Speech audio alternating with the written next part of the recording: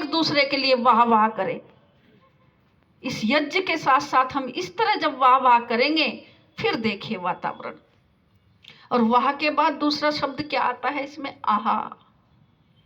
आहा यानी हम किसी दुखी की, किसी अनाथ की, किसी निर्धन की, किसी जरूरतमंद की आहा को समझ सके, किसी की पीड़ा को समझ सके, क्योंकि ईश्वर ने हमें सामर्थ्यवान बनाया है। आत्मदा बलदा, सामर्थ्य दिया है, बल दिया है, समझने की शक्ति दी है। तो हम ये शक्तियां हमारे पास होने के बाद भी अगर हम किसी की आहा को नहीं समझ रहे तो हमारा जीवन निरर्थक ही है। तो हमें आहा को समझना चाहिए।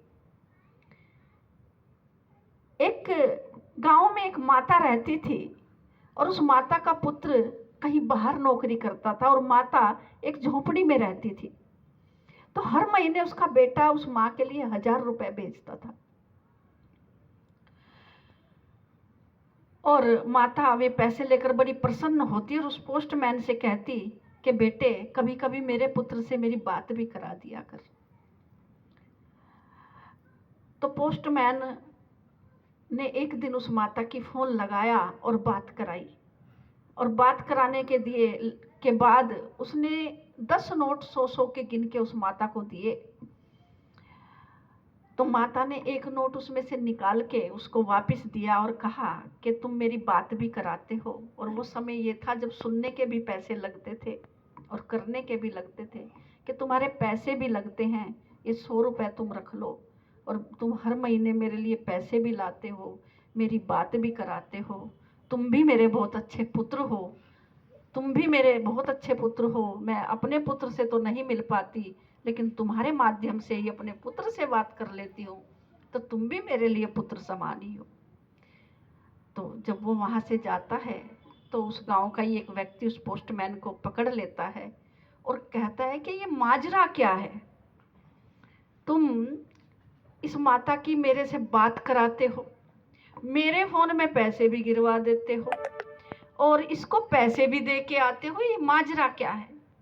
तो पोस्टमैन कहता है, भाई माजरा इतना सा है कि इस बुढ़िया माँ का बेटा एक बाहर रहता था और मैं हर महीने इसके 1000 रुपए मनी ऑर्डर के लाता था, इसको देकर जाता था। और ये पढ़ी लिखी नहीं है, लेकिन एक दिन इसके शहर से चिट्ठी आई कि इसके बेटे की किसी एक्सीडेंट में मृत्यु हो गई और इसका बेटा दुनिया में नहीं रहा।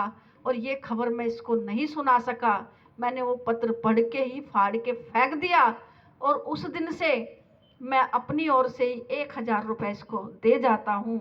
ईश्वर ने मुझे सामर्थ्यवान बनाया है, ऐसा करने से इसको इसका पुत्र मिल गया, ये कम से कम जिंदा तो है, और मुझे भी एक माँ की ममता मिल रही है।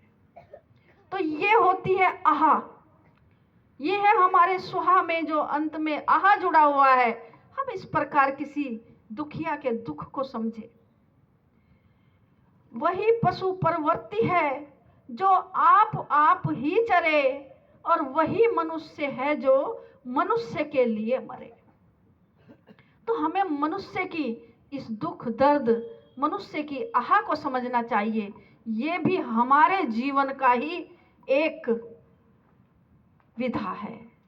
हमें इनके अनुसार अपने जीवन को जीना चाहिए। हमें केवल अपने ही भोग विलासों में, अपने ही खान पान में, अपनी ही इस दुनियादारी में उलझकर नहीं